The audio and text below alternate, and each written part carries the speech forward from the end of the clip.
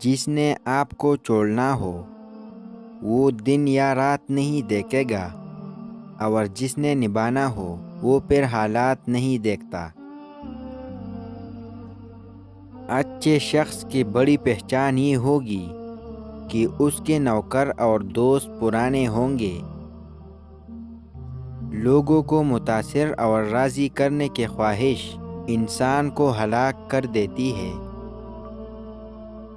رب کریم کو عبادت سے اور لوگوں کو اپنے اخلاق و کردار سے راضی کرو، دنیا و آخرت میں خوش رہو گے۔ یہ بات معنی نہیں رکھتی کہ دوسرے لوگ آپ کو کس طرح دیکھتے ہیں، بلکہ یہ بات ضرور معنی رکھتی ہے کہ آپ اپنے آپ کو کیسا دیکھتے ہیں۔ حاسد ایسا بدقسمت انسان ہے کہ وہ دنیا میں بھی جلتا ہے اور روز محشر بھی جلے گا۔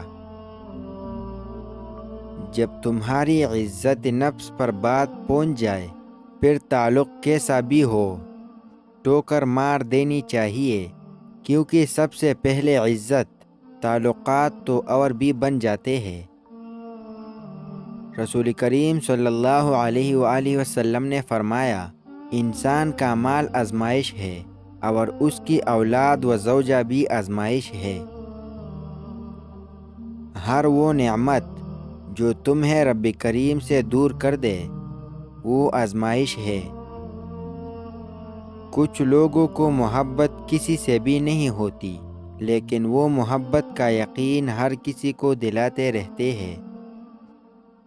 بہت دکھ ہوتا ہے جب وہ لوگ نظروں سے گر جائے جنہیں ہم نے پلکوں پر بٹھایا ہو۔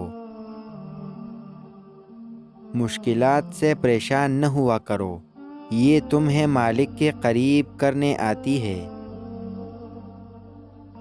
انسان کو اچھی سوچ پر وہ اجر ملتا ہے جو انسان کو اچھے اعمال پر بھی نہیں ملتا، کیونکہ سوچ میں دکھاوا نہیں ہوتا۔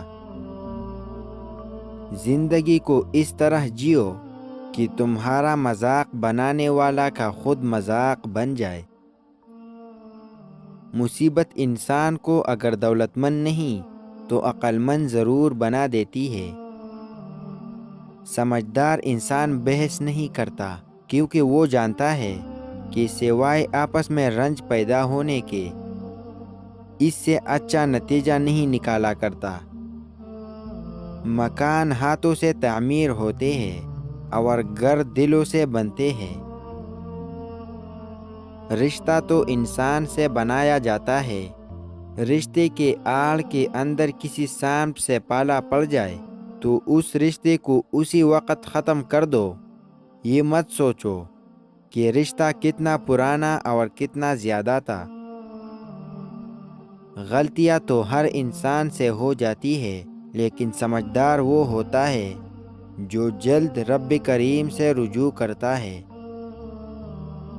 نظر کمزور ہو گئی ہے تو صبح کے وقت سبز گھاس کو 10 منٹ دیکھا کرو، 4 دن میں بینائی تیز ہو جائے گی۔